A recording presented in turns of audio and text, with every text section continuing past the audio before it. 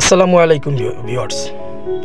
কোটা আন্দোলনকে ঘিরে ছাত্র আন্দোলনের যে একটা কর্মসূচি ছিল তা সম্পূর্ণই 5ই আগস্ট সম্পূর্ণ হয়েছে, সরকার পতন হয়েছে। এর ভিতরে যে জ্বালাও পোড়াও হয়েছে তার কিছু অংশ আসলে দেশের মধ্যে খুব খারাপ অবস্থা বিরাজ করেছে।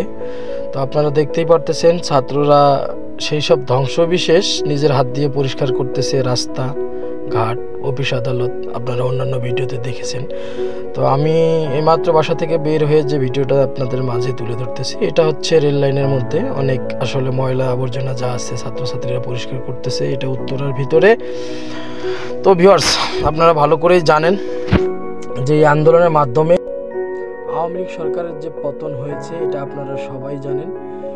এর মধ্যে কিছু কাজ আসলে মেনে নেওয়ার মতো না। যেমন মনে করেন ধানমন্ডিতে গতকাল রাতে ডাকাতি হয়েছে, বিভিন্ন জায়গায় অফিস আদালত থেকে শুরু করে হোটেল, বাসভবনে আগুন, অনেক জায়গায় এরকম নৈরাজ্যতার সৃষ্টি হয়েছে। আসলে ছাত্ররা এটাতে কোনোভাবেই একমত না।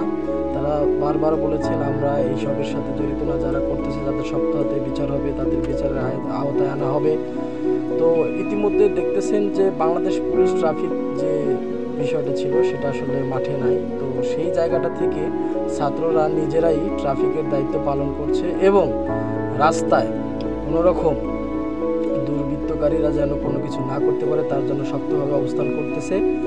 তো আমরা সবাই ছাত্রদের পাশে থাকব এবং আমি মনে করি আপনারা যারা চুরি, ছিনতাই, ডাকাতি, লুটপাট, জ্বালাপোড়া করতেছেন, আপনাদের অনুরোধ করব যে ছাত্রদের এই অর্জন আপনারা এই সব কাজ দিয়ে, জঘন্য কাজ দিয়ে দেশের কাছে, দেশের মানুষের কাছে লজ্জিত করাবেন না।